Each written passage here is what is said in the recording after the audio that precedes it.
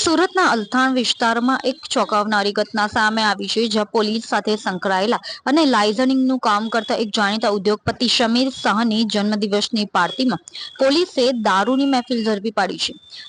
Althan police સ્ટેશનની હદમાં આવેલી KS અવતરણ હોટલમાં આ દારૂ પાર્ટી ચાલી રહી હતી, જેમાં મોટા ઉદ્યોગપતિઓ અને વેપારીઓ સહિત અનેક લોકો સામેલ હતા. ઉદ્યોગપતિ સમીર શાહની બર્થડે પાર્ટીની આડમાં આ દારૂ પાર્ટી યોજાઈ હતી.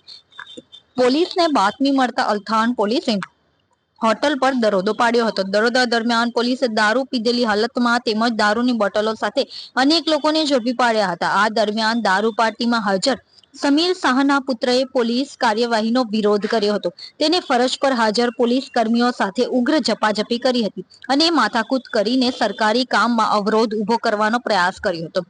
સ્થિતિ વધુ ગંભીર બનતા અલથાણ પોલીસ સ્ટેશનના PSI દ્વારા સમીર શાહના પુત્રની તાત્કાલિક ધરપકડ કરવામાં આવી હતી.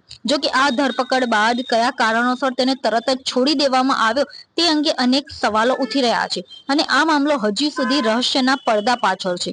પોલીસે હોટલમાંથી દારૂ પાર્ટીમાં હાજર લોકોના વાહનો અને દારૂ ભરેલી એક બલેનો કાર જપ્ત કરી હતી. આ ઉપરાંત હોટલમાં શું ગતિવિધિઓ થઈ હતી તે જાણવા માટે પોલીસે હોટલના DVR પણ કબજે કર્યા છે. અલથાણ પોલીસે આ દારૂ પાર્ટીમાં દારૂ પહોંચાડનાર વ્યક્તિની પણ ધરપકડ કરી કાયદેસરની કાર્યવાહી હાથ ધરી છે.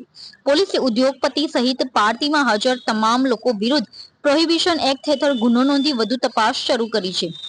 પોલીસ સાથે સંકળાયેલા વ્યક્તિની પાર્ટીમાં જ દારૂ ઝડપાતા આ સમગ્ર પ્રકરણ સુરત શહેરમાં ચર્ચાનો વિષય બન્યું છે. ઓકે, કાલે 16 ઓક્ટોબર 2025 ના રાતે 11:45 વાગે અલથાણ પોલીસ સ્ટેશનને એવી માહિતી મળી હતી કે કેસ અંતરવન હોટેલની અંદર એક પાર્ટી ચાલે છે અને ત્યાંથી બહાર એક બલેનો ગાડી છે જેમાં દારૂ છે.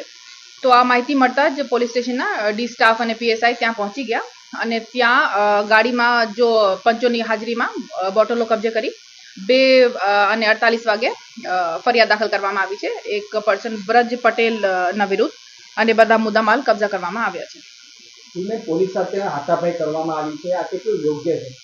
હા, નહીં, ઓબ્વિયસલી બિલકુલ યોગ્ય નથી અને જે હાથાપાઈ કરનાર બાળક છે આ 19 વર્ષના છે. તો એમના જે તે વખતે બ્રેથ એનાલાઇઝર ટેસ્ટ કરવામાં આવ્યા અને આ ચૂકી નેગેટિવ આવ્યા. તો આના મેડિકલ ટેસ્ટ કરાવીને પછી અટકાયતી પગલાં લેવામાં આવશે અને ઓલરેડી માફીનામા તો લઈ લેવામાં આવ્યા છે. સાથના યુવકના નામ સમીરભાઈના પુત્ર જૈનમ સમીરભાઈ શાહ.